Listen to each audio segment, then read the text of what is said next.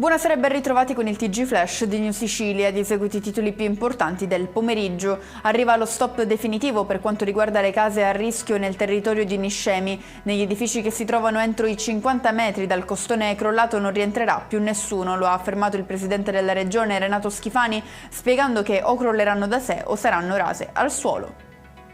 Compensare i danni provocati dagli eventi di natura calamitosa e favorire una pronta ripresa dell'attività verso l'estero. Questo è l'obiettivo con cui sono state progettate le iniziative di export in Sicilia, Calabria e Sardegna, presentate questa mattina a Palermo dal governatore Schifani e dal ministro degli affari esteri Antonio Tajani.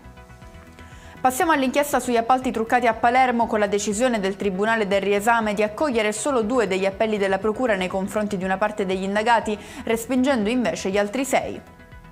Ci spostiamo a Catania, rinviata al 24 marzo l'udienza che vede imputato Antonino Speziale per l'omicidio dell'ispettore Filippo Raciti, ucciso fuori dallo stadio Angelo Massimino durante il derby col Palermo nel febbraio 2007, oggi il 19° anniversario della sua scomparsa.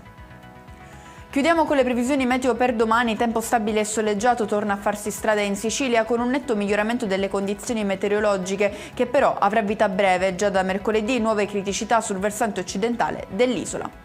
E con questo è tutto, prossimo appuntamento domani alle 13:30, grazie per averci seguito, buon proseguimento di serata.